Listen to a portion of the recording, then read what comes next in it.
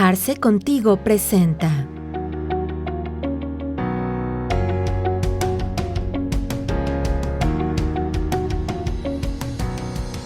Bien, pues ya estamos listos en una sesión más de Arce Contigo. En esta ocasión, pues bueno, les doy la más cordial bienvenida a todos y por supuesto también a los invitados del día de hoy, que además de ser excelentes profesionales, excelentes contadores, además pues tengo el orgullo de señalar que son mis amigos.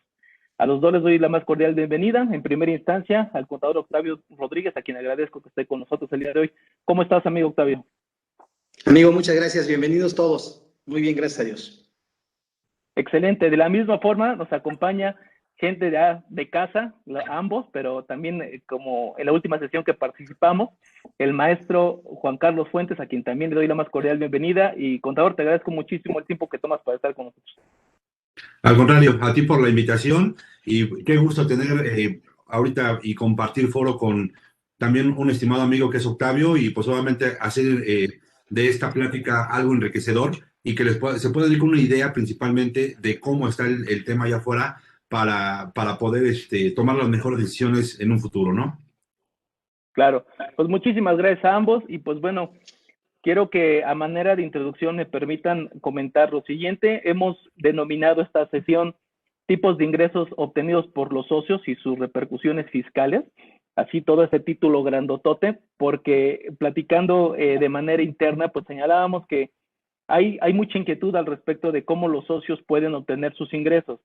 Y es que este tema merita en primera instancia, pues bueno, abordarlo por dos puntos esenciales. El primero es porque evidentemente estamos ya en vísperas de los cumplimientos anuales, tanto de las personas morales como de las personas físicas, y evidentemente esto incluye pues todas las remuneraciones o entregas que se le hayan hecho a los socios de las sociedades, que bueno, ya estaremos platicando en cada una de sus modalidades.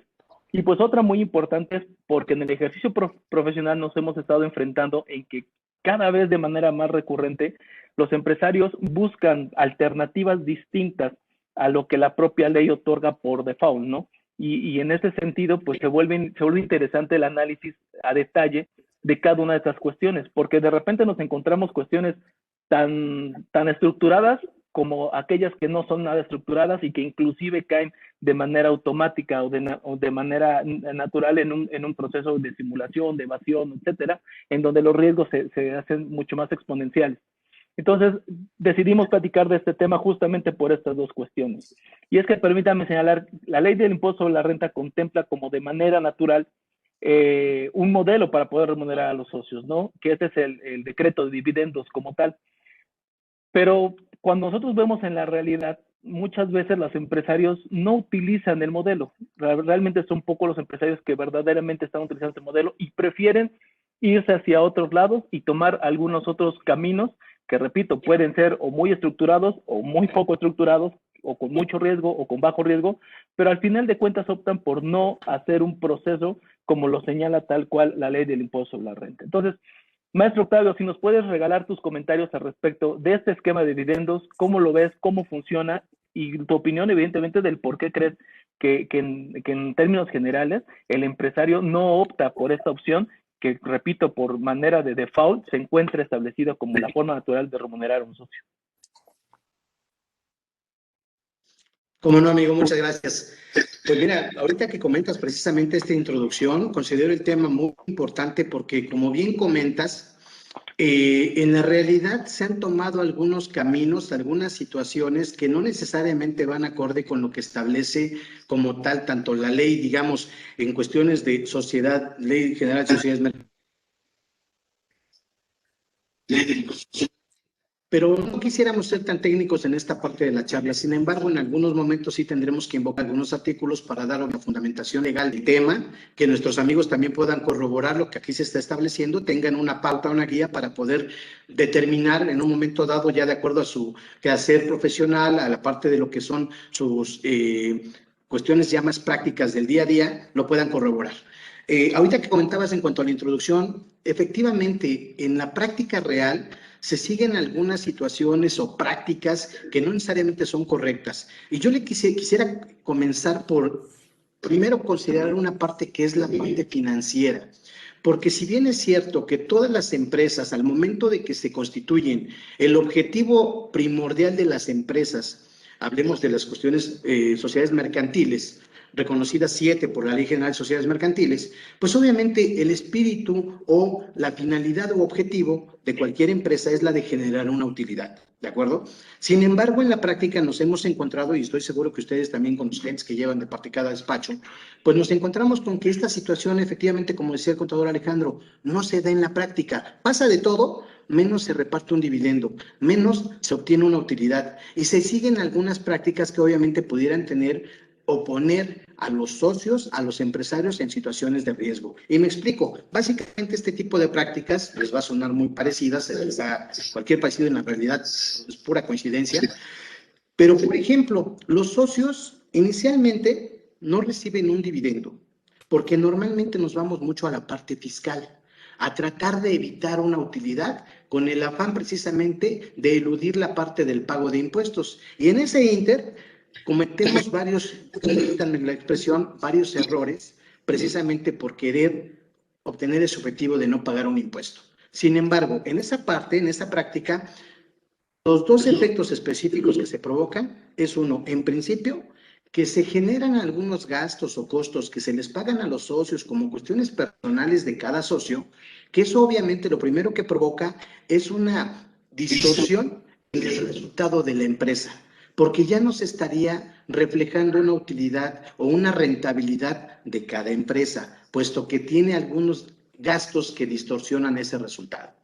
El segundo efecto es que obviamente al socio, y precisamente es la parte medular del tema que nos ocupa el día de hoy, al socio no se le genera un ingreso comprobado, porque obviamente él pues mete a reembolso gastos personales. Él, por ejemplo, de alguna manera saca dinero de las empresas, pero no necesariamente a través de un dividendo, a través de algunos esquemas que ya comentaremos con el contador Juan Carlos y por donde estaremos en ellos, pero no saca etiquetados esos ingresos, lo cual también provoca que al socio le pueda generar una contingencia futura al no tener un ingreso comprobado, pero eso sí, el pago de una tarjeta de crédito, un pago de crédito hipotecario, a lo mejor el pago de colegiaturas, que obviamente el socio viene generando en su quehacer diario, pero no tiene un ingreso comprobado.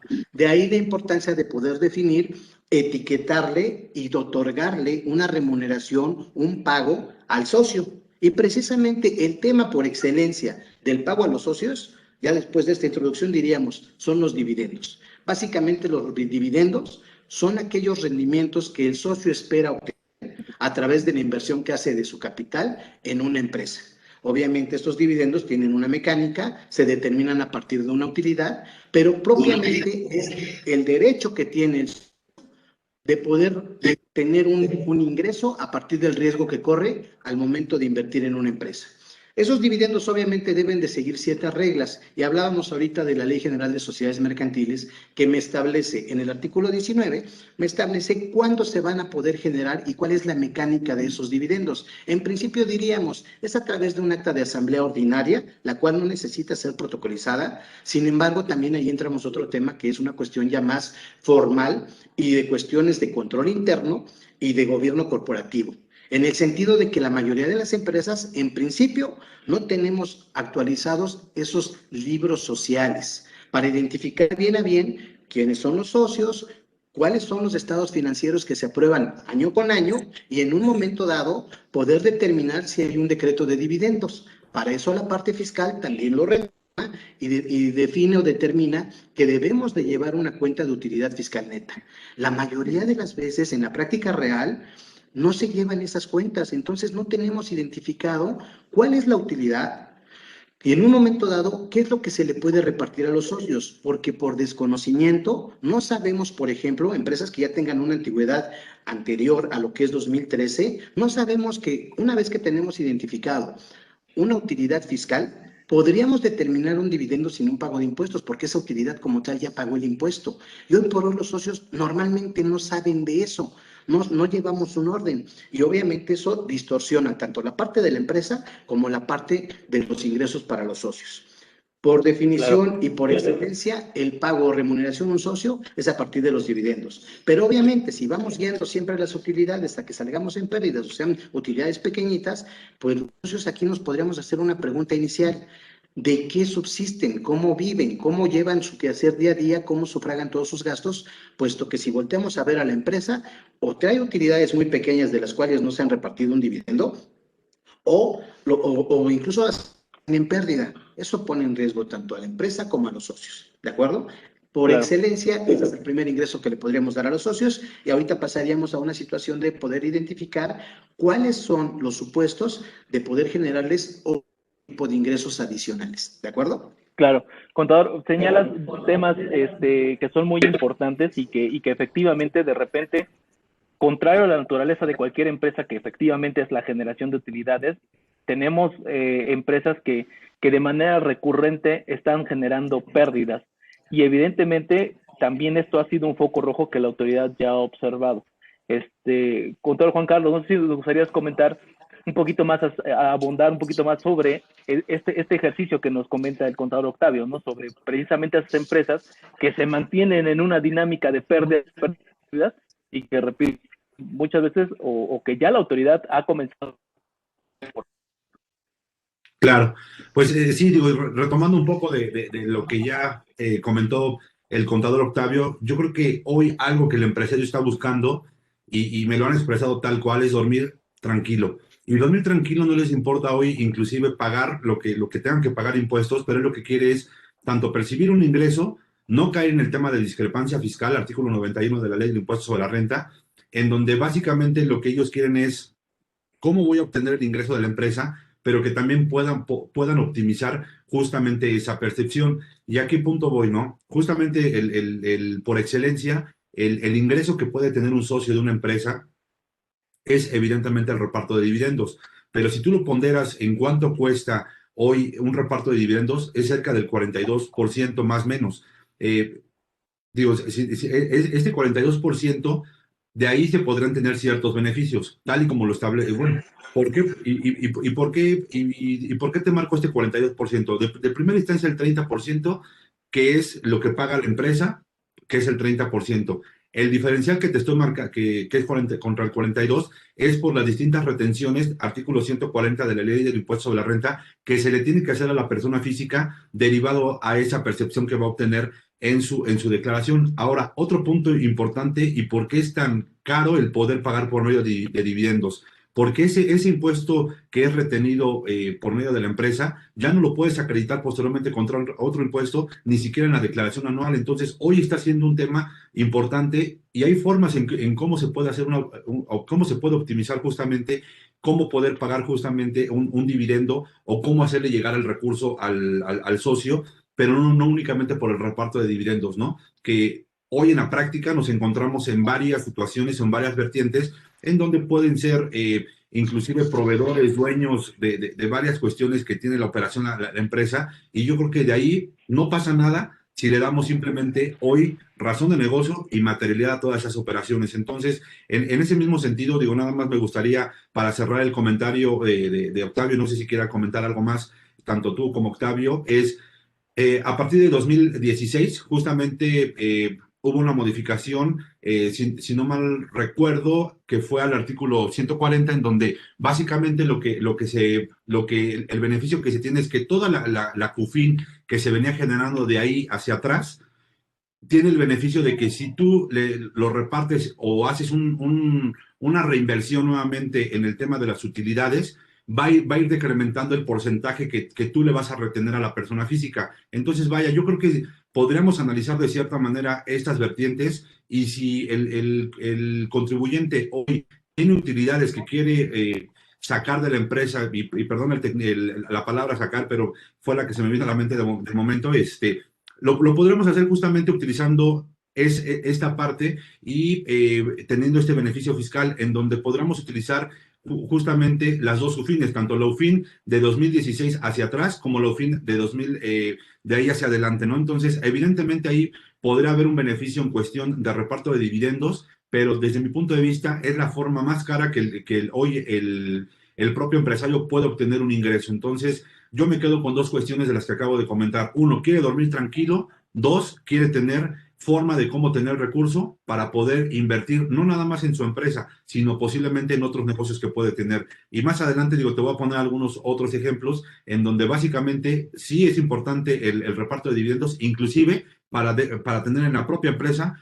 una razón de negocio, ¿no? Porque imagínate qué empresa tiene utilidades y no las reparte, ¿no? Entonces, yo creo que hoy lo más sano es generar utilidades y que, ojo, y ya lo platiqué en la sesión pasada, hoy lo que está buscando la autoridad son sectores que tuvieron utilidad en 2020 para poderlos fiscalizar a partir del plan maestro que se publicó apenas el día 21 de febrero. Entonces, hay que cuidar las empresas, hay que cubrir con el marco normativo y de que evidentemente tienen que tener utilidad. Yo creo que desde mi punto de vista tienen que tener utilidad, pero cuidar las formas en las que vamos a hacerles llegar justamente ese recurso a los socios. Entonces, ese es mi comentario al respecto. Claro, contador, acabas de tocar yo creo que los dos puntos medulares a efectos de poder tener un dividendo. Uno, primero, el desconocimiento o la complejidad que puede representar el hecho de decretar un dividendo como tal para la persona moral y todas estas características que se tienen. Y segundo, el efecto económico financiero o financiero que tiene el hecho de un decreto de dividendos por el alto costo fiscal que se tiene, ¿no? Digo, tenemos la tasa del 30% directo sobre las utilidades se decretan dividendos que no provienen de la CUFIN. Inclusive hay un factor de piramidación para poder ir todavía a una base más alta y además una retención adicional del 10%, ¿no? Entonces, todo este cúmulo de pago de impuestos, pues evidentemente provoca de entrada que el empresario, pues, como que le quiera huir al tema de las utilidades, ¿no? Inclusive decía en un momento hasta contrario a la propia naturaleza de cualquier empresa. Pero, contador Octavio, creo que es importante que las empresas estén generando utilidades justamente por el tema de razón de negocios y que evidentemente se estén decretando dividendos a efectos de darle una razón de la operatividad que está teniendo. Fíjate, Alex, nada más. ¿Algo, Ruta? Bueno, quería comentar algo que también es importante, el hecho de que como razón de negocios la empresa tiene que generar una utilidad. Pero yo me voy un poquito a la cuestión práctica financiera, que es como de alguna manera nosotros tratamos de convencer a nuestros clientes de los beneficios de sí obtener una utilidad. Independientemente de que sea una situación por la cual se constituye una empresa, voy a poner un ejemplo en específico.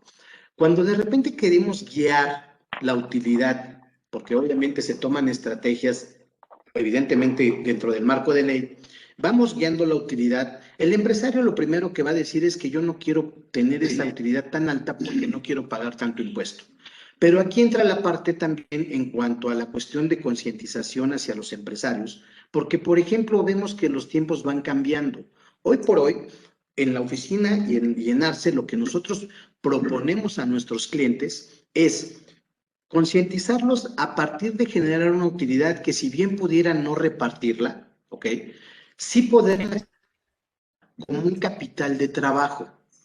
Una cuestión de tener una utilidad va a robustecer a nuestro balance, va a hacer a la empresa ante terceros, la va a mostrar de manera más sólida, va a poder dar más confianza de que pudiéramos participar en un contrato, una licitación, un concurso para una fianza, ¿ok?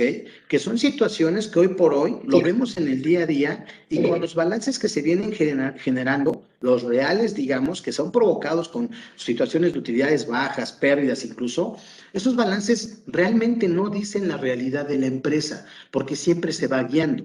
Y obviamente no son tan competitivos al momento de entrar a estos ejemplos que les comentaba, de una licitación, un concurso, una fianza, un crédito bancario. Es decir, mientras más vayamos generando una utilidad que podamos dejar ahí reinvertida, nos va a provocar un capital de trabajo, mismo que nos va a quitar los nervios, siempre lo comentamos así, nos va a dejar quitar los nervios de cómo vamos a sacar la nómina. O quizá nos pueda hacer más competitivos ante un concurso en el que el cliente o el prospecto pudieran decidir en las comerciales que podemos dar hacia ellos, entre una competencia de nosotros, pudiera dar 30 días, quizá nosotros dejando un capital de trabajo a partir de las utilidades reinvertidas, podamos ofrecer 45 y eso sea un factor específico para quedarnos con un tal o cual crédito, tal o cual situación ante terceros. Es decir, no se trata nada más de verlo, hay que ver el panorama completo. No se trata nada más de verlo en la parte fiscal, sino todos los beneficios que puede provocar en el día a día, reinvertir esas utilidades, robustecer nuestra empresa y no pensar en una empresa que solamente va a trabajar 2, 5 años, sino realmente proyectarlas a futuro. Sí. Ese sería mi comentario. Y además, ahorita que dice Juan Carlos, que los clientes duerman bien y que es real, que duerman bien, no como bebés, que estén despertando cada 3 horas, ¿ok? Claro. Así es, digo, déjame ya nada más completar y un caso de la vida real, y ahora sí digo nada más como comentario.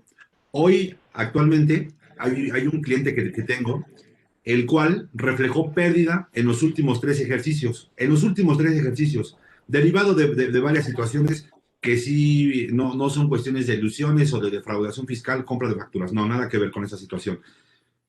Hoy la pérdida para la evaluación de la empresa les está pegando por los que quieren vender la empresa y por los que quieren comprar. Evidentemente, el que quiere comprar, el costo de la empresa es muchísimo más bajo, al 50% del monto de la acción, que el que quiere vender, porque obviamente él quiere por lo menos rescatar la inversión inicial, ¿no? Entonces, es algo que tiene que cuidar el empresario, el costo real de la empresa sin impactar de manera pues vaya, quiero utilizar la palabra correcta, de manera congruente, pues obviamente que no estén infladas las cifras, ¿no? Entonces, yo creo que a esa situación va más encaminado el tema de que se decreten utilidades, que sean utilidades razonables, que se decrete el dividendo, y evidentemente, digo, si hay que pagar dividendos, y si no, lo ideal sería hacer una reinversión de esas utilidades y utilizar una UFIN o una CUFIN más adelante, que posteriormente esa cuenta de CUFIN ya se pagó impuesto y ya nada más tendrás que pagar el 10% restante de la retención. Entonces, yo creo que hay formas, hay maneras,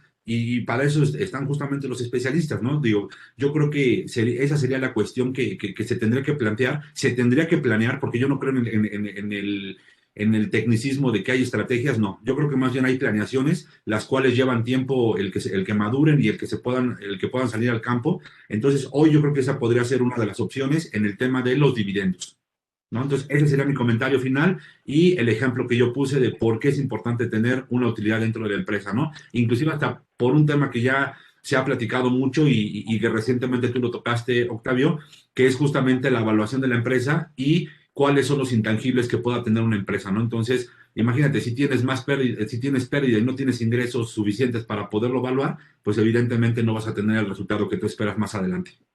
Y fíjate, amigo, que también, tocante a lo que estás comentando, o sea, la idea para dejarlo muy claro, y creo que compartimos el mismo punto los tres, tocante a lo que comentas, irnos al extremo de que no reflejemos utilidades o reflejarlas más que se pueda, no.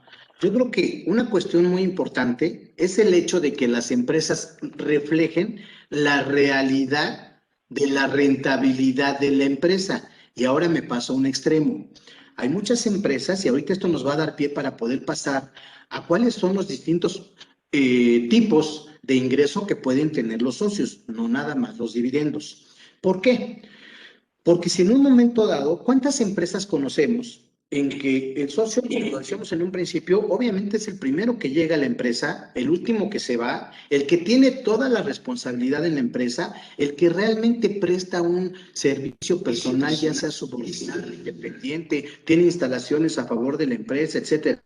Cuando nosotros de manera financiera no estamos reflejando todo ese tipo de gastos, en los costos y gastos en los que sí incurre la empresa, obviamente también estamos desvirtuando su rentabilidad. El resultado como tal no está siendo lo más real a la cuestión práctica y del día a día de la empresa. ¿Por qué?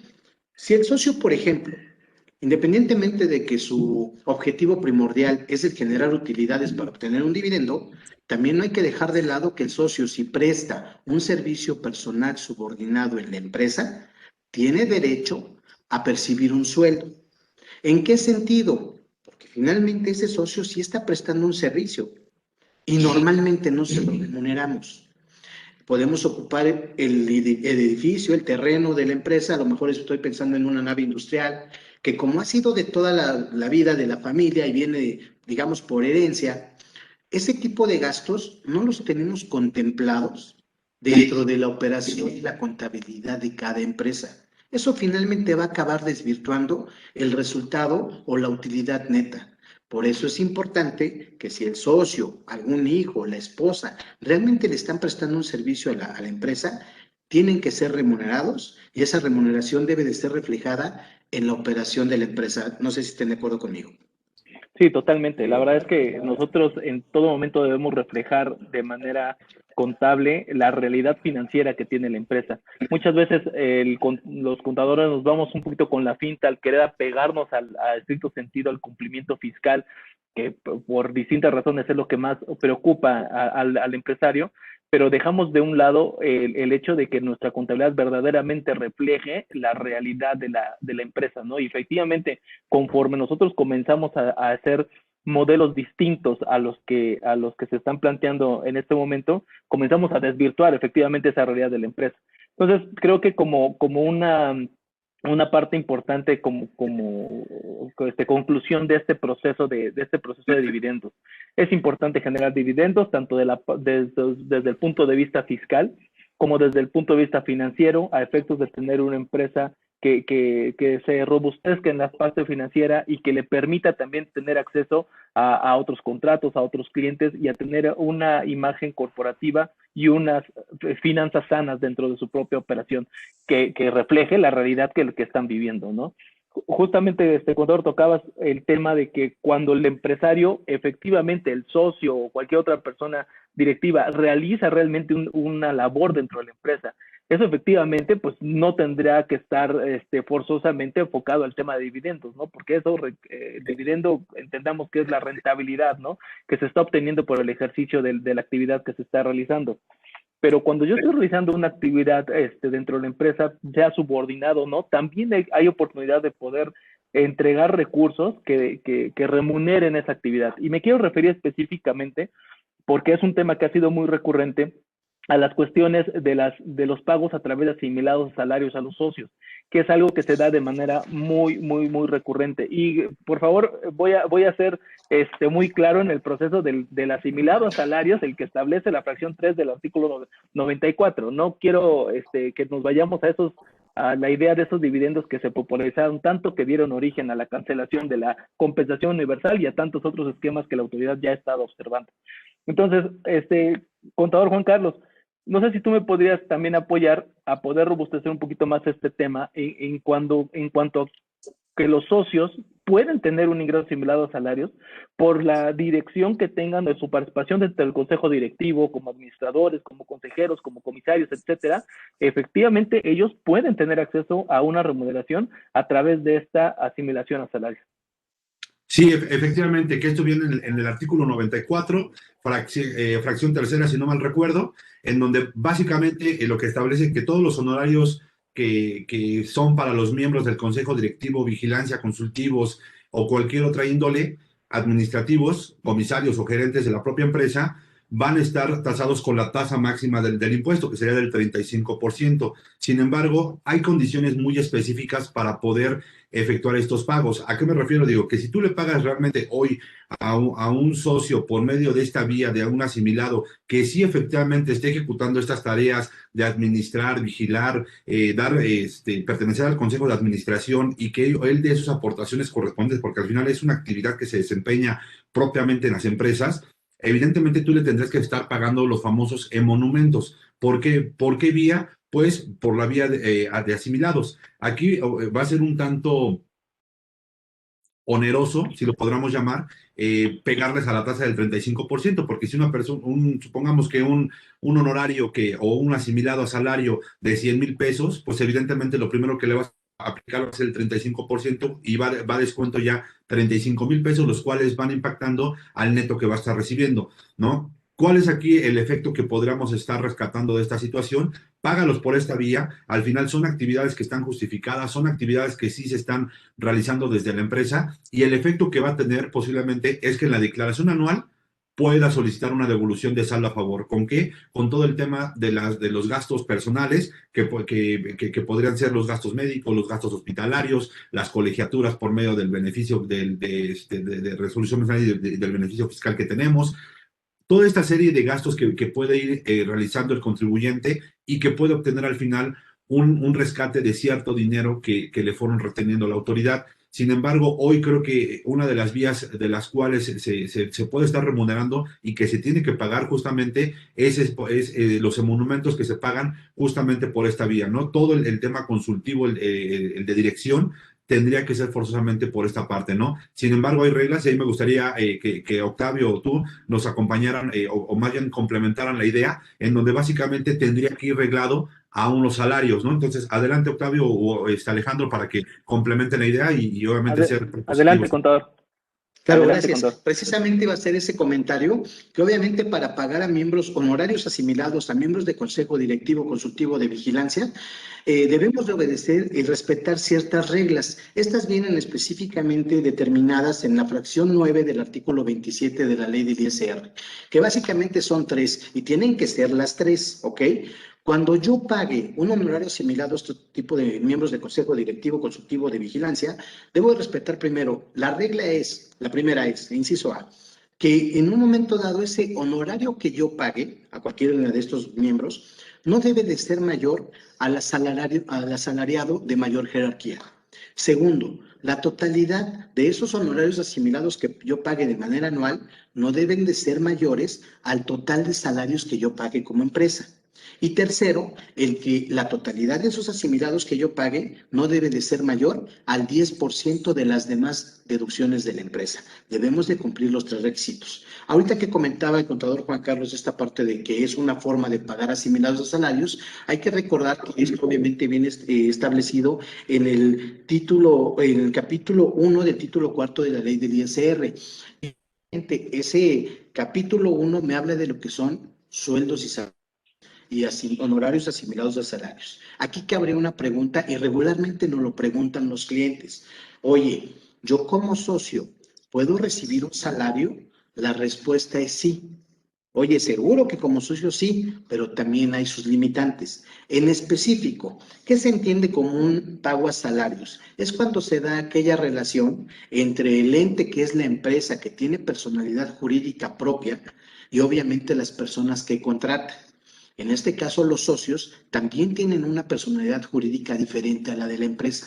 Por lo tanto, ¿son sujetos de pagar un sueldo y salario? Efectivamente. Sin embargo, hay que respetar ciertas reglas. En esencia, la primera regla para pagar un sueldo como tal y ser sujetos de aseguramiento ante el Seguro Social, la primera es que exista como tal una subordinación. Entendida la subordinación como un derecho de mando por parte de la empresa y un deber de obediencia del trabajador, ¿de acuerdo? No todos los socios cumplen ese requisito. Específicamente, pensemos en un administrador único, en un representante, bueno, en este caso podría ser en un director general, en un presidente de consejo, que en esas 3 figuras estamos hablando de que no son sujetos de aseguramiento, puesto que son del órgano máximo de la empresa, digamos que serían la parte más alta. Por lo tanto, si fuera la parte más alta, es quien tendría el derecho de mando, ¿de acuerdo? Representando a la empresa. Esas 3 figuras en específico no son sujetos de aseguramiento porque no podrían ser juez y parte al mismo tiempo. Esas 2 condiciones no se pueden reunir en una sola persona. Sin embargo, aquí los invitamos también a checar las cuestiones de tesis al respecto, puesto que si en la parte formal, real, de sustancia económica, el fondo de la situación, realmente se puede comprobar que existe esa subordinación, estas tesis que comentamos lo que explican es que debemos de atender a la esencia de la operación y no solamente a cómo se le está denominando, a la denominación de representante, en este caso de administrador único. ¿A qué voy en este sentido? Si, por ejemplo, yo formo parte, es un consejo de administración, el presidente no es sujeto de aseguramiento porque es la cabeza y él como tal no puede ser sujeto. Pero si yo fuera, por ejemplo, secretario, tesorero, por supuesto que como socio sí podría yo vivir, incluso yo diría, obligación de que yo tuviera una remuneración a partir de un sueldo. ¿Por qué? Porque finalmente las labores que yo realizo, pues obviamente, y siempre pongo el ejemplo, que digo, oye, ¿cuánto te vas a asignar como sueldo? Aquí la ¿Cuánto creen ustedes, amigos empresarios, que cueste a ustedes, así como tal, que se fueran a contratar con las labores que realizan, los horarios maratónicos que pasan en sus empresas, el conocimiento, el know-how que ustedes ya traen, los contactos? ¿Por cuánto ustedes se irían a contratar a otra empresa? ¿O cuánto estarían dispuestos a pagar por contratar a una persona con sus iguales características? Esa es la base que evidentemente nos va a servir como tal para definir y determinar un sueldo a los socios en calidad de asalariados cumpliendo estas características. Claro, permítame retomar un poquito y regresarme tantitito al tema que iniciamos con el tema de los asimilados salarios. Me parece que lo comentaba el contador Juan Carlos, pero lo quiero reafirmar si es que no se comentó. En el caso de cuando tú eres un socio, que eres miembro del consejo directivo de vigilancia, administrador, comisario, de todo lo que hemos platicado, en este caso los asimilados que se te entregan no entran en el proceso de cálculo de impuesto a la renta sobre la tabla progresiva que nos marca la ley. Ahí entran directamente al 35%, que es la tasa máxima. Y justamente estas reglas de deducción que nos está señalando el contador Octavio es justamente para proteger que efectivamente no se estén retirando utilidades a través de este mecanismo del asimilado a salarios. Es importante señalar, y también lo decíamos en la sesión anterior, que las características o los procesos o los modelos de pago que se realicen hacia los socios o a cualquier otra persona deben de contar con todos los elementos de legalidad, de materialidad, de todas las cuestiones que hemos estado platicando ya en otras ocasiones. Es importante que cuando se establezcan emolumentos que se van a pagar a cualquiera de estas personas, se establezcan en una asamblea también para tener el respaldo de que efectivamente se le van a estar remunerando y que es un acuerdo de socios el hecho de poderle pagar al comisario, al director, al gerente, esas cantidades y que, bueno, van a estar sujetas a esas limitantes que estamos señalando. De la misma forma, y ya regreso al tema de salarios, en el tema de los salarios sí es bien importante que se puedan establecer y que se puedan dar de manera clara estas características de subordinación, como lo señala el contador Octavio, porque inclusive tiene sus repercusiones en materia de seguridad social, porque a mí me ha tocado ver, ya lo acabas de exponer de manera muy clara, o sea, sabemos que debes de cumplir con esas características de subordinación para ser sujeto de aseguramiento en el régimen obligatorio. Pero en la realidad, muchas empresas tienen a los socios dados de alta en su nómina, los dan de alta su nómina y dicen, ¿sabes qué? Yo tuve una revisión por parte del SAT y pues no hubo ninguna observación. Pues sí, porque al final de cuentas recordemos que cuando son X sobre X monto de salarios, pues digamos que la tasa de impuesto sobre la renta más o menos queda ahí conforme a si fuera asimilado o si fuera salario. Pero para efectos del Seguro Social sí tiene ciertas repercusiones. ¿Por qué? Porque inclusive la ley del Seguro Social señala que cuando se detecten que se hicieron altas que no correspondían al régimen obligatorio, se van a desconocer las semanas cotizadas por parte de estas personas y que inclusive las aportaciones que hayan realizado se van a perder y van a pasar a ser propiedad del instituto como gastos de administración generados por esa alta incorrecta que se generó. Entonces, ojo con aquellos empresarios que de repente están, es que yo estoy dado de alta en el Seguro Social porque estoy cotizando con mi empresa y para efectos de mi pensión, ¿no? Y a lo mejor están creando una falsa idea de generar semanas cotizadas o aportaciones que en un momento dado pudieran no ser consideradas por parte del instituto para el otorgamiento de una prestación en dinero como es la pensión, ¿no? Ahí digo, si me permites el comentario, contador, pues justamente es muy claro el artículo 12 de la Ley del Seguro Social que justamente establece los sujetos de aseguramiento del régimen obligatorio y ahí te marca que las dos vertientes importantes para poder asegurar a alguien, independientemente de que sea socio o no, o sea, con la salvedad nada más que comentó el contador Octavio, es el tema de que tiene que ser forzosamente un servicio subordinado. Y si yo garantizo que es una subordinación, efectivamente, digo yo, ellos me tendrán que estar respetando justamente las cotizaciones y evidentemente si tengo derecho a una pensión o a una jubilación o lo que sea, lo tendrán que hacer forzosamente desde mi punto de vista. No sé si tengan algún cambio distinto, pero el único que no podría estar cotizando en el Seguro Social o estar dado de alta en la nómina sería el administrador y el presidente del Consejo de Administración, nada más, desde mi punto de vista. Entonces, digo, no sé si quieran agregar algo más, pero esa sería simplemente mi opinión al respecto. Yo lo único que agregaría es que todos los demás, que no sea, evidentemente, como bien dices, el administrador o el presidente del Consejo de Administración, lo único que agregaría es que se estableciera mediante una asamblea a quién está subordinada a la persona a la que vayas a remunerar. Si está remunerada, subordinada al Consejo de Administración, que se establezca en una asamblea a efectos de dejar claro que efectivamente se cumple con esa característica. Que fíjate, yo nada más para ponerlo en contexto a un ejemplo nuevamente, eh, actualmente digo, ¿quién no tienen un cliente? Digo, seguramente a ustedes les pasa, en donde el papá es el dueño, es el que inició básicamente todo el negocio y los hijos son los socios, ¿no? Y aparecen en todas las actas. Realmente quien toma las decisiones, o por lo menos es lo que se percibe desde fuera, pues obviamente es el papá, ¿no? Ya después que posiblemente él ya no esté, seguramente van a tomar ya decisiones, alguno de ellos o se va a nombrar a un presidente del Consejo de Administración y va a ser el que va a tomar las decisiones, pero hasta ese momento todos están subordinados al mando propiamente y se me hace excelente el punto que precisa el contador Alejandro respecto a que se tendría que hacer por medio de un acta de asamblea. ¿Correcto? Totalmente. Buenísimo. Pues bien, estamos tocando varios temas que tienen que ver con la realidad de los empresarios en cómo se están remunerando. Pero permítame abordar el siguiente tema con un caso que tengo.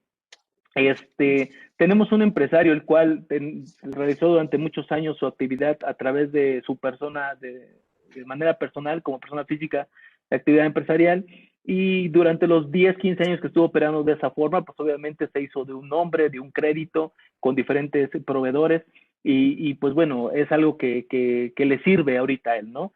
Debido a diversas circunstancias, bueno, se dio la opción de poder constituirse como una SA, ya se constituyó como una SADCB, pero él, debido a las ventajas que ya tenía como persona física, él es socio mayoritario, evidentemente, de esta empresa con el 51%, y hay otra persona que tiene el resto, pero él como persona física, por no perder esas ventajas competitivas que ya tenía con sus proveedores, él sigue adquiriendo las mercancías o algunas mercancías, las sigue adquiriendo él de manera directa, porque él es el que tiene el crédito, por ejemplo, de 60 o 70 días de crédito, ¿no? Y entonces las adquiere él y él mismo las vende a la compañía, ¿no? Y le gana él un sobreprecio en ese sentido, porque pues, evidentemente es parte del negocio que él está ejecutando. En este sentido, ¿ustedes ven viable que esté realizando este tipo de operaciones y generando utilidades sobre la venta a sus propias empresas? Adelante, contador Octavio, si quieres comentar o quieres que yo comente. Claro, sí, sin problema. Mira, yo, bueno, le veo una situación incluso ahorita con lo que comenta el contador Ale.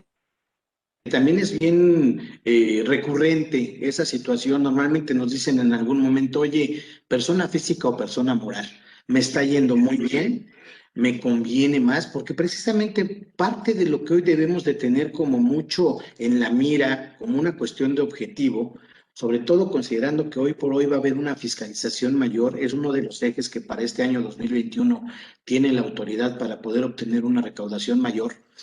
Pues debemos de ser preventivos y la prevención hoy por hoy precisamente va a ser la parte esencial de una planeación. Cuando se acerca una persona y dice, oye, como persona física me está yendo muy bien, pero siempre me han dicho que puedo deducir más cosas, que puedo tener acceso a mayores deducciones y que me conviene más una situación de persona moral, ahí obviamente tendremos que atender a la esencia de lo que es el negocio, la parte de la experiencia que tengan, digamos, al modelo de negocio que cada persona pueda tener. Pero cuando me hacen esa pregunta directamente, lo primero que digo, obviamente una vez ya analizado la estructura del negocio, pues yo no soy tan partícipe o soy tan de acuerdo el hecho de que sí se genere una persona moral, porque dice un dicho, si no está roto, no lo muevas. Y haciendo un análisis financiero, contable y fiscal, hoy por hoy en el padrón de contribuyentes existen todavía como son las grandes contribuyentes, que son aquellos que tienen ingresos de mayores a 500 millones de pesos al año. Existen personas físicas como grandes contribuyentes. ¿Qué quiere decir? Realmente hay algunos beneficios que podemos tener como personas físicas. Por mencionar algunos, diría yo, Primero, acumulan y pagan hasta el cobro, hasta que efectivamente cobran o la contraprestación o la enajenación del bien. Segundo, hacen deducibles las compras. No determinan una utilidad para poder piramidar en un momento dado el decreto de dividendos. Y en cuestiones más prácticas, pues obviamente pueden tomar las decisiones de manera unilateral a cómo manejan sus empresas. ¿De acuerdo? A cómo manejan su negocio. Digamos, por mencionar unas situaciones, y no me quiero desviar mucho del tema, sin embargo, se presta por lo que comenta ahorita o la pregunta que nos hace el contador Alejandro. Digo, oye, ¿es posible que la persona física que tiene todo el crédito, todo el bagaje de los créditos, el crédito mercantil, la cuestión de que ya lo conocen los proveedores, etcétera, etcétera, ¿puede vender la empresa? La respuesta es sí. Simplemente hay que considerar un concepto fiscal que se llama partes relacionadas y que obviamente el socio, la empresa, persona física, actividad empresarial que le vende a la empresa, obviamente esas operaciones se consideran partes relacionadas y evidentemente tendría que aplicar un estudio de precios de transferencia que básicamente para nuestros amigos de empresarios lo que quiere decir eso es que no se haga una especie de dumping, ¿no? A nivel comercial, en el que este socio le esté vendiendo con un sobreprecio de más o de menos que no corresponde al mercado. Pero finalmente esa sí sería una forma adecuada y además permitida por ley, siempre y cuando respetando esta parte del concepto de partes relacionadas y estudios de precios de transferencia. ¿Contador Juan Carlos? Sí, digo, yo también, desde mi punto de vista, en general de la operación, no le veo mayor inconveniente. Digo, es una actividad empresarial normalita donde se practica un acto de comercio que sería justamente la comercialización de los productos que están realizando.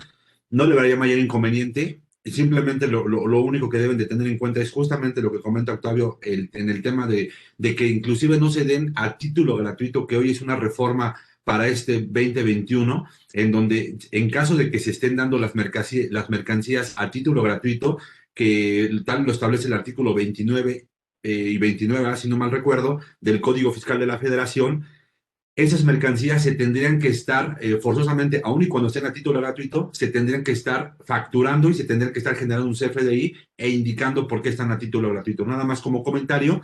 Y desde mi punto de vista, y para cerrarlo y ponerle la cereza al pastel, digo, no sé qué comentario me merezca, Octavio, tú que eres especialista en el tema de esquemas reportables.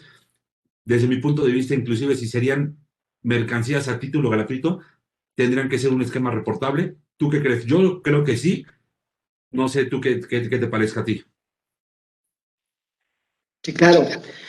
Pues mira, ahí también un comentario adicional, amigo, porque también habrá que ver, digo, se me ocurre ahorita evidentemente podemos encontrar con situaciones, ejemplos diversos, o sea, muchos. Sin embargo, yo digo, ¿en qué condiciones, por ejemplo, me llama la atención tu comentario porque digo, ¿en qué condiciones pudiera generarlo a título gratuito? Y si fuera el caso, al final de cuentas se acaba obteniendo un ingreso. ¿Para quién? Para la empresa, que es la que realmente estaría bien su patrimonio. O sea, digo, puede pasar, digo, no lo dudo que se pueda dar en la práctica, sin embargo, su proyecto, mandé. Te voy a hacer nada más el comentario en qué casos llega a pasar. ¿En qué momentos llega a pasar? Porque me han consultado. Cuando el empresario tiene mucho efectivo, compra las mercancías y las quiere inyectar directamente a la empresa. En esos casos.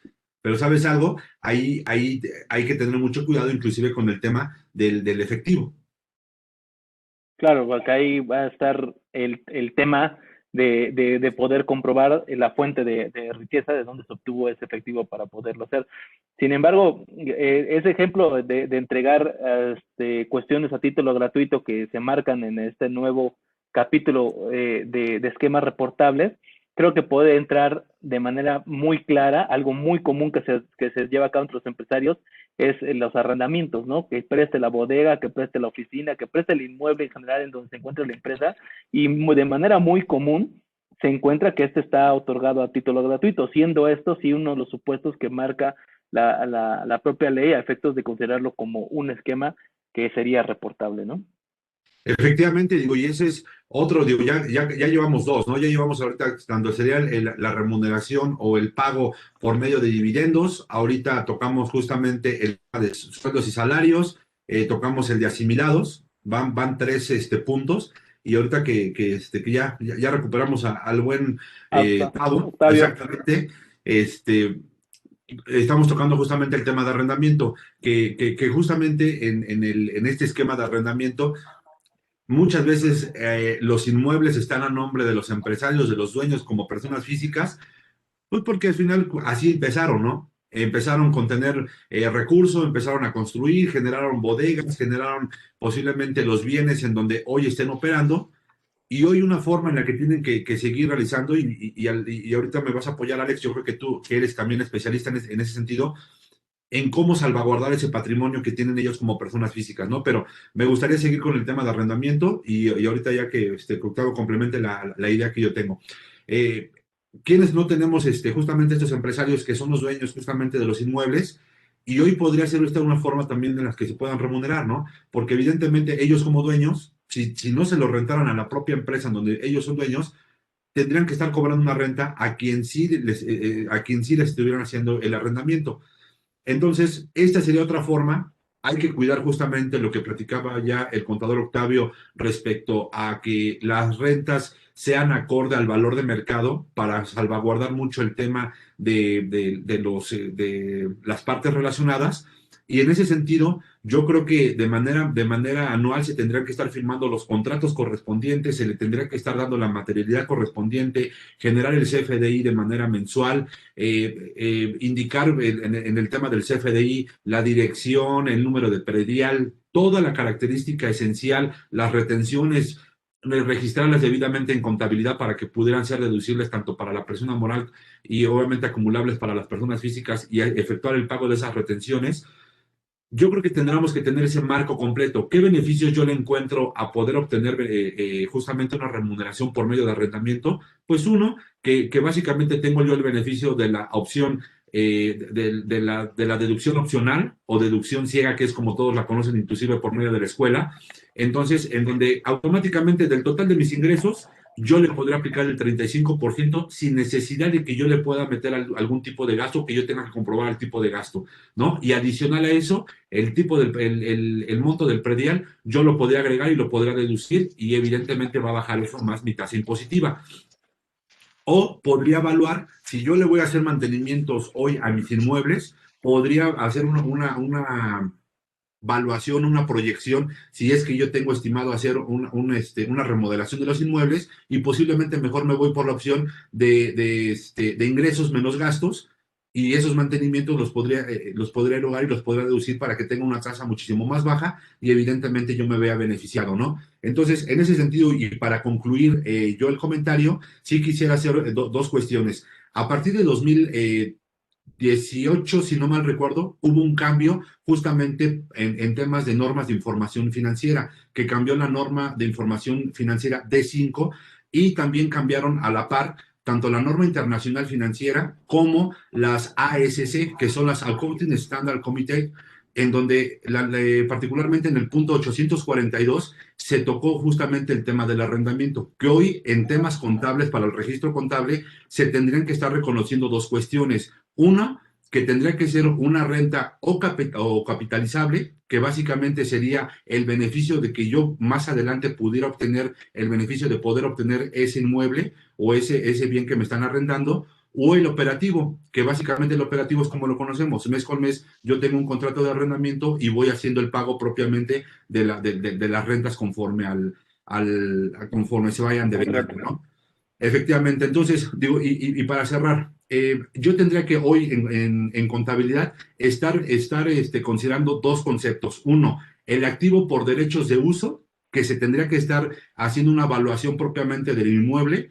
Y dos, un pasivo acumulado, un pasivo acumulado, que sería la contracuenta, que sería la de rentas por pagar, adicional a esto por el financiamiento, los gastos financieros, ¿no? Hay algo muy importante dentro de la propia norma que prevalece, y hace rato ya lo comentaba Octavio, y me gustaría nada más precisarlo para aquella gente que va a consultar el video y que muchas veces no tiene idea de qué es una sustancia. La sustancia económica no debe de estar por arriba de la forma. ¿Por qué? Porque ¿y a qué me refiero con este punto particularmente?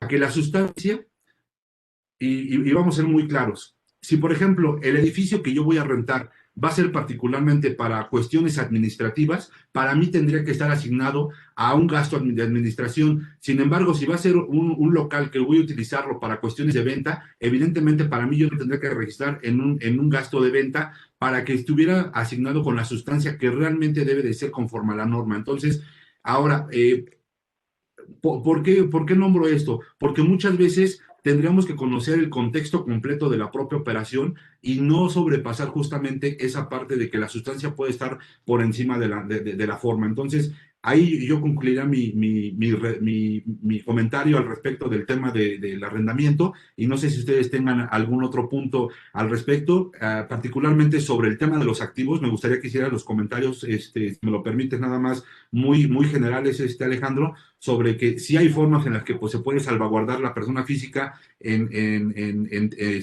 todo el tema del patrimonio que se pueda tener, y yo creo que bien valdría la pena en algún momento hacer una sesión sobre justamente cómo salvaguardar el patrimonio de los socios. Claro.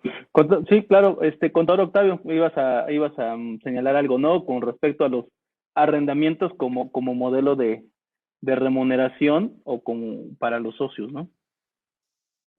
Así es, y también abonando en parte a lo que ya comentó el contador Juan Carlos, no olvidar la parte financiera. Yo la verdad es que no quito el dedo del renglón sobre esa parte, porque si bien ahorita en el ejemplo que ponía, oye, si estás utilizando ya sea un edificio para cuestiones administrativas, si estás utilizando una nave industrial para la cuestión del negocio como tal, un proceso de producción, etcétera, no hay que olvidar que en esa parte de la sustancia económica, que evidentemente también me lo establece como tal las normas de información financiera, no hay que olvidar que toda esa situación debe de reflejarse entendiendo la sustancia como parte de lo que es mi objeto social, de dónde yo parto precisamente para reflejar tal o cual gasto o costo. Al momento de que nosotros remuneramos a un socio por un inmueble que evidentemente rentamos o que no le pagamos un arrendamiento, y comentaba ahorita Juanca, decía, oye, pues yo no le estoy pagando un arrendamiento, lo que sí tendría que pagar en caso de que tuviera yo que contratar un inmueble para poder llevar a cabo mi operación. En la parte financiera, un ejemplo rapidísimo, ¿no? Cuando te llega un nuevo cliente y entonces ves su balanza y ok, aquí cómo está la estructura de la empresa, quiénes son los socios, ves la balanza, ves sus gastos y de repente te encuentras con que no hay como tal un edificio, propiedad de la empresa, pero tampoco hay un pago por una cuestión de arrendamiento. Lo primero que te brinca ahí es, dices, oye, ¿y entonces aquí cómo es que ocupamos? Dicen, oye, pues lo que pasa es de que es de mi papá, pero él finalmente pues no lo presta, etcétera. Financieramente eso es un error, puesto que no estamos reflejando la utilidad real de la empresa. Y de repente, cuando empezamos a hablar con el cliente y le decimos, es que mira, si tú obtuviste una utilidad de 5 millones el año pasado, réstale financieramente, ¿cuánto vale la nave industrial aquí que rentas si lo tuvieras que rentar? 80,000 pesos mensuales. Dices, ok, eso nada más multiplícalo por 12, son 960,000 pesos, cerrémoslo a 1 millón. Ya tu utilidad no fue realmente por 5 millones, bajaría a 4. Cuando le haces ese comentario a los clientes te dicen, bueno, es que si a esas vamos, también tengo esa maquinaria que venía de la empresa anterior, mi papá me la heredó, la seguimos utilizando. Oye, espérame, todo eso refléjalo en principio por esa sustancia económica que debe de prevalecer para la empresa. En segunda, como una remuneración al socio, porque todo eso debe de estar reflejado. Y es lo que precisamente estamos comentando ahorita. ¿Cuántas cosas como ese tipo de ejemplos que estamos poniendo sobre la mesa no están sucediendo en la realidad? Que no se ven reflejados en aspectos ni contables, ni financieros, ni fiscales. Y obviamente con todo lo que conlleva. Primera situación que comentábamos. No se refleja esa utilidad real para la empresa, no le estamos generando un ingreso al socio y estaríamos provocando que él cayera en una situación de discrepancia fiscal. ¿Por qué? Porque como lo dijimos al principio, el socio no tiene un ingreso comprobado, pero sí paga tarjeta de crédito, créditos hipotecarios, gastos como son, no sé, colegiaturas de los hijos, a lo mejor incluso algún ahorro para un seguro total, que esos que te remuneran después de los 10 o 20 años. Dices, oye, hay que evaluar tanto a la empresa como a los socios de manera integral. Eso es muy importante. Yo creo que cabe bien el comentario como una remuneración, que también, dicho sea de paso, cuando hoy por hoy no estamos pagando un arrendamiento a una parte relacionada, eso también se considera como un esquema reportable. Y obviamente, nada más habría que checar ahí el artículo 199 en sus 14 fracciones, que sí me establece que aquellas estructuras que entreguen a título gratuito o que provoquen una situación que dé un beneficio fiscal, que esté provocando un beneficio fiscal a la empresa, se considera como esquema reportable y todo el mundo estaríamos en esa medida obligados a presentarlo. ¿De acuerdo? Claro. Y justamente hablando de esos registros que no se tienen siempre al 100% en las contabilidades y que no reflejan la realidad, ¿qué les parece este concepto que muchas veces, o en la mayoría de los casos, no se refleja? El activo intangible. El activo intangible es un elemento que forma parte del propio patrimonio, ya sea de los socios o de la empresa, y que en muy pocas ocasiones se tiene reflejado. Y que probablemente a través de ese activo intangible puede ser otro modelo de remuneración hacia los socios que no precisamente vaya a efectos del dividendo, a efectos del asimilado, a efectos de cualquier otra cosa, sino más bien a través del derecho de obtener una contraprestación a efectos de otorgar el uso o goce de este intangible, ¿no? Que pueden ser infinidad de cosas. No sé si estén de acuerdo conmigo, que es un tema que no se ha explotado de suficiente forma, pero sin embargo es un tema bastante interesante que los empresarios deberían de estar volteando a ver a efectos de poder tener alternativas de remuneración que no sean tan costosas a efectos de la materia impositiva. Claro.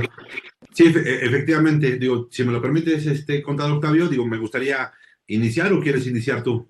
Adelante, amigos, adelante. Ok, perfecto. Pues sí, mira, básicamente yo creo que este tema de los intangibles, que podría ser un ingreso, que es un ingreso para la persona física, artículo 142 de la Ley de Impuestos sobre la Renta, en donde te establece otros ingresos, y dentro de esos otros ingresos, la fracción 17 establece los provenientes de regalías, básicamente, y de ahí te remite al Código Fiscal de la Federación, su artículo 15b, y ahí sí te dice, oye, ¿sabes qué? Mira, todos estos en el 15b del Código Fiscal son cuáles son las formas en que podrás pagar una regalía, ¿no? ¿Cuál es el proceso normalito que se tendría que estar efectuando? Pues de inicio está reconociendo propiamente qué es cuál va a ser el intangible que tú vas a generar como tal, ¿no? Y eso, ¿quién me lo establece? Pues la propia ley de la propiedad industrial en su artículo 176, que es el registro de marca o de cualquier uno de esos procesos que marca el 15 del Código Fiscal de la Federación, y de ahí no nada más podría recibir propiamente uno de los socios en caso de que registre la marca, ¿no? Porque mira, te voy a poner un ejemplo muy sencillo que me está sucediendo actualmente. Un grupo el empresario inició pues solamente con un solo negocio, ¿no? Ese solo negocio creció y empezó a poner otros muy similares del mismo giro.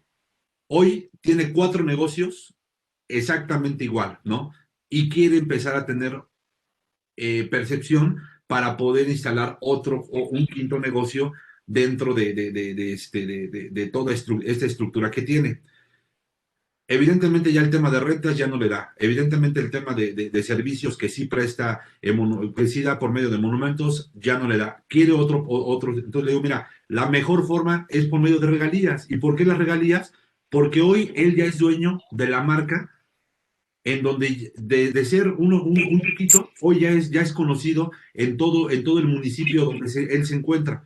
Entonces, hoy ya lo empiezan a identificar, hoy ya tiene una historia él, y hoy creo que ya tiene ahora sí que bien podríamos llamarle, ya tiene recorrido justamente, inclusive por medio de utilidades, acreditamiento con clientes, procedimientos, licenciamientos, todo esto que son intangibles, hoy ya lo podría él reconocer de cierta manera, e inclusive la propia marca ya la reconoce la gente dentro del municipio. Entonces, ¿a qué punto voy? Reconoce la marca en base al artículo 176 y él podría ser remunerado justamente por medio de estos otros ingresos, de acuerdo pues a este tema de regalías, ¿no? Entonces, hoy creo que podría hacer esto este tema de regalías no nada más podría ser, él le podría ceder justamente un licenciamiento de uso hacia otros socios también y podrían ser beneficiados justamente en donde ellos podrían obtener este beneficio de obtención de ingresos. Y pues vaya, yo creo que esta tendría que ser, y esta es una cereza al pastel prácticamente de la sesión,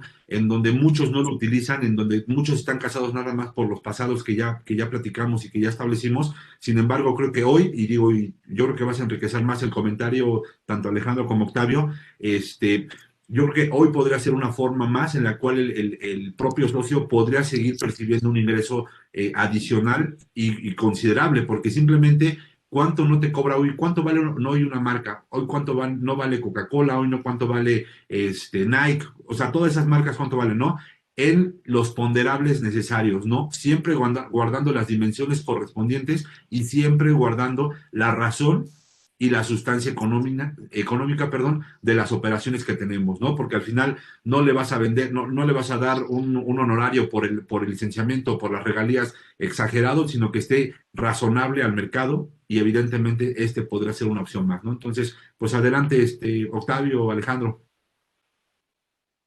Sí, amigo, ahí si nada más me permites el comentario, ese tema de intangibles valdría la pena incluso que fuera también hasta parte de una sola charla en el futuro, porque aquí nada más para dejar un poquito claro, sin tanta profundidad, pero sí dejarlo claro, que ese tema que comenta ahorita el contador Juan Carlos tiene toda la razón, es una situación poco explorada para una remuneración a los socios, nada más de dejarlo muy claro en el sentido de que esa parte de los intangibles, un activo intangible, obviamente debe de reconocerse. Debemos de considerar, ahí atendiendo a la NIF C8, que me establece que ese activo intangible, también lo retoma la parte del artículo 32 de la ley de ISR, considerar lo que son costos y gastos diferidos, que considera también los activos intangibles en esa parte. Nada más puntualizar que esos tipos de activos son aquellos que ya sea como una división general, estamos hablando de que un activo intangible es aquel que se adquiere como una adquisición de negocios propiamente, que yo lo estoy adquiriendo, ya sea por un licenciamiento, se me ocurre ahorita lo que comenta el contador Juan Carlos, se me ocurre a lo mejor a partir de una franquicia, de un derecho, de un licenciamiento, ¿de acuerdo? Eso es muy legal, es muy normal que se pueda hacer, sin embargo, efectivamente, como que lo tenemos en el tintero y sí sería una buena forma de remunerar a los socios. Y por el otro lado, en esa clasificación existen los activos intangibles, como es una marca que se va generando de manera interna en las empresas.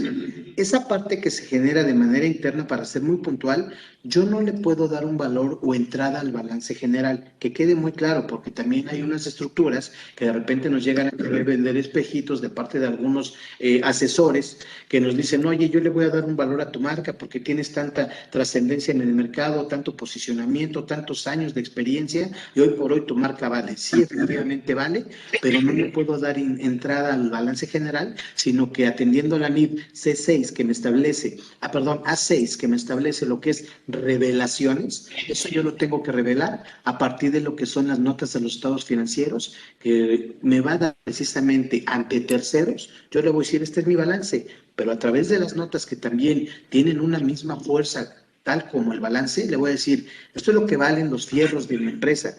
Sin embargo, en las notas voy a reflejar cuánto es lo que vale la marca. Aunque no le dé ingreso al balance, al menos yo le estoy diciendo al banco, al posible comprador, al posible proveedor o cliente, esto es lo que vale mi marca y está sustentada a través precisamente de un estudio técnico real que le pueda dar un valor de mercado. Es un tema súper interesante que valdrá la pena, de verdad, lo dejo ahí en el tintero, así lo podemos retomar, para dar una charla específica de los activos intangibles, pero sí sería una buena manera de remunerar al socio. Correcto. La verdad es que sí es un tema que se ha estado dejando a un lado, como bien comentan, pero sí, efectivamente, hay muchísimo que platicar de ese concepto en específico. Creo que vamos a tomar el consejo y vamos a invitarlos, obviamente, a que vuelvan a estar con nosotros, que vuelvan a sesionar con nosotros y que platiquemos acerca justamente de este tema de activo intangible y lo que comentaba también Juan Carlos hace un momento, el tema de la protección patrimonial, que también siempre es una recomendación que hacemos nosotros a nuestros clientes, que todas esas estructuras o todo ese diseño de operación que vayan teniendo, pues bueno, vayan vigilando el proceso de la protección del patrimonio que van generando, ¿no? Porque, bueno, si ya es un acto de fe y un acto de riesgo el invertir en un negocio, pues bueno, que aunque sea vayas cuidando lo que estás generando a efectos de no poner todo en riesgo en todo momento, ¿no? Y poco a poco, pues bueno, ir cuidando también esa parte patrimonial a efectos de poderla separar perfectamente del capital de trabajo de cada una de las empresas. Pues desafortunadamente el tiempo es corto, amigos, pero creo que quisiera cerrar el tema con una cuestión que nos sucedió apenas con un cliente. Ya platicamos un poquito de CUFIN, perdóname, de dividendos, ya platicamos un poquito de asimilados, de salarios, de las actividades empresariales, de los arrendamientos, ahora justamente del tema de los intangibles. Y aún teniendo todo ese abanico de posibilidades, de repente hay empresarios que les gusta jugar un poquito más al filo de la navaja, ¿no? Y que les gusta ser un poquito más eficaces en ese tema. Y pues bueno, tuvimos el caso recientemente de una persona que decía, no, es que sabes qué, yo a mi empresa me paga, por ejemplo, las colegiaturas, el súper, me paga todo eso, y todo eso me lo van mandando como gastos por comprobar o como préstamos, y ahí se va haciendo la cuenta, ¿no? Cuando revisamos la balanza después de X número de ejercicios revisados, pues bueno, ya traemos ahí al deudor súper inflado y pues resulta que es el socio más importante de la empresa, ¿no? Entonces, evidentemente tiene sus repercusiones fiscales, se le hicieron saber, pero ¿qué opinión les merece este tema, contador Octavio? Bueno, básicamente ahí estamos. Es muy común, como bien dices, contador, estamos en presencia de un dividendo ficto, al final de cuentas, porque básicamente se le está entregando una cantidad, hay que recordar que los ingresos se perciben tanto en efectivo, en bienes, en servicios, etcétera. Entonces, al final de cuentas, eso es un dividendo disfrazado, la autoridad lo sabe, y en caso de una revisión, evidentemente ahí lo que está pendiente nada más es precisamente de pagar ese impuesto por lo que ese dividendo ficto está obteniendo el socio. Y hoy por hoy, anteriormente lo veíamos muy lejano en una situación de revisión o que la autoridad se pudiera dar cuenta de ese tipo de prácticas. Pero hay que recordar que para la gran mayoría de nosotros, de empresas, pues desde el mes de julio de 2015 tenemos la obligación de presentar precisamente lo que es la contabilidad electrónica, conocida así como tal, que básicamente se entrega lo que es el catálogo de cuentas y la balanza de comprobación. Y ahí precisamente es donde vamos nosotros manifestando nuestros pecados. Oye, pues evidentemente nosotros lo sabemos, cuando llegas a hacer una revisión, una auditoría a algún cliente, lo primero que te vas a unas cuentas riesgo, y precisamente diríamos que la parte del activo estaría reflejada en lo que son deudores diversos.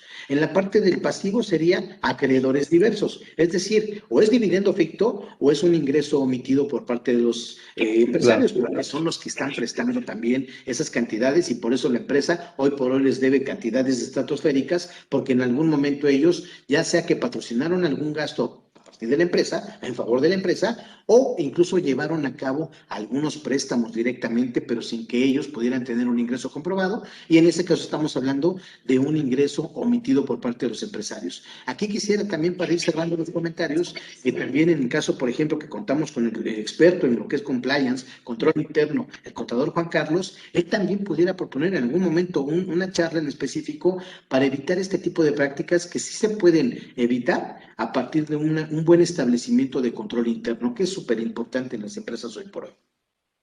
Así es, y de igual forma, ¿no? Yo creo que hoy, bien diría un maestro y amigo, si vas a hacer las cosas mal, pues hazlas bien, ¿no? Y en ese sentido, el comentario que se merece es, ok, si ya te están pagando, ya te están generando evidentemente los préstamos, evidentemente, ¿quién tendría que estar percibiendo por esos préstamos una rentabilidad, ¿no? Que tendrían que estar generando los intereses. Ahora yo me pregunto, ¿están facturados esos intereses que se están cobrando? Si no se están facturando, faltaría que los estuvieran facturando, que los estuviera acumulando la persona moral, seguramente quien va a ser acreedor a esos intereses, y punto que en algún momento lo des como una cuenta incobrable, ¿no? En donde le notificas, haces en efecto, tu incobrabilidad de la cuenta, desde mi punto de vista, y bueno, ya te la metes a gasto, pero sí le notificas entonces a la persona física que tendría que entonces acumularla y pagar el impuesto correspondiente por ese ingreso que está percibiendo, desde mi punto de vista, ¿no? Entonces, esa podría ser, digo, posiblemente la situación en donde se podría prestar a, si quieres, poder medio tapar un poco la contingencia, pero como bien comentas, hay que evitar temas de ilusión, hay que evitar temas de defraudación. Sin embargo, yo creo que hoy las formas, y ya les dimos varias maneras en las cuales se pueden retribuir a los socios, tendrían que ser forzosamente estas que acabamos de comentar. Digo, posiblemente yo en el último comentario, en el afán o en el ánimo de poder proponer alguna solución, esa sería posiblemente una de las soluciones. Sin embargo, tendríamos que explorar algunas otras situaciones, pero desde mi punto de vista esa podría ser una solución. Entonces, pues básicamente esos serían los marcos normativos los cuales me permite hoy la ley, sin generar mayor situación de contingencia para el empresario y atendiendo justamente la petición que siempre hacen. Quiero dormir tranquilo, quiero estar tranquilo, quiero pagar los impuestos. Sobre eso, yo creo que hoy las cosas tendrían que estarse haciendo apegadas al texto de ley. Correcto. Bien, pues vamos concluyendo el tema. Contador Octavio, tus comentarios finales a efectos del tema que acabamos de tratar. ¿Cómo no? Pues básicamente sería que en la medida posible remunerar a los socios con estas opciones que hemos comentado, evidentemente las que mejor apliquen a cada una de las empresas, pero eso sí, no dejar de hacerlo por las cuestiones tanto financieras, legales, fiscales y obviamente evitar una discrepancia fiscal, generarle un ingreso comprobado a los socios y que esa situación refleje la realidad y la rentabilidad de cada empresa. Correcto. Contador Juan Carlos, sus comentarios finales. Los comentarios finales yo creo que serían enfocados en evitar contingencias para la persona física, salvaguardar los activos de la persona física por medio de una protección al patrimonio y hacer un inventario de cuáles son las formas, de acuerdo a lo que ya platicamos, en las que puede percibir hoy el socio, ¿no? ¿Qué tiene? ¿Cuáles son las estructuras que hoy le podríamos dar?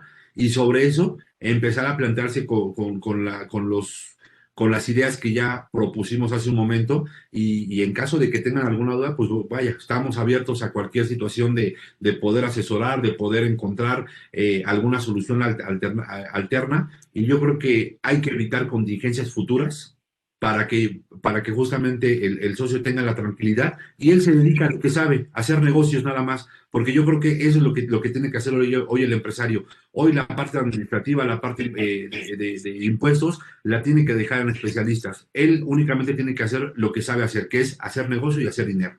Entonces, ese sería mi comentario final. Y pues muchísimas gracias, Alejandro, por la participación. Y con eso concluiría yo. Perfecto, muchísimas gracias. No, la verdad es que nada más para cerrar el tema, acabamos de platicar con 2 especialistas en el tema sobre 7 posibles formas de remuneración, no precisamente en el entendido de que cada una encaje de manera perfecta en la realidad de cada una de las empresas, sino que más bien estas se amolden a las características específicas que cada una tiene y que, bueno, hay estos procesos y hay otros adicionales que también se pueden ir planteando de acuerdo a las necesidades que tenga cada una de la empresa. Lo que sí, la tarea es muy clara, evitar riesgos, evitar contingencias y, pues, bueno, por supuesto que estar abiertos para cualquier comentario, cualquier acercamiento con nosotros, por supuesto, quedar a sus órdenes. Contador Octavio, contador Juan Carlos, muchísimas gracias por su tiempo. La verdad es que siempre nos quedamos con ganas de seguir platicando un poquito más, pero pues a veces el tiempo no es suficiente y sobre todo para un tema tan trascendental como es el tema de esta remuneración a los socios. Muchísimas gracias a ambos y reitero mi agradecimiento por el tiempo que tomaron para estar con nosotros. Gracias a ti, Alejandro. De la misma forma, les agradecemos a todos ustedes que nos sigan en nuestras redes sociales y que, bueno, sigan compartiendo esta información, que estamos seguros que en ella pues vas a encontrar información de mucho valor. Muchísimas gracias y que tengan todos excelente noche. Gracias. Muchas gracias a todos. Te invitamos a seguirnos en nuestras redes sociales.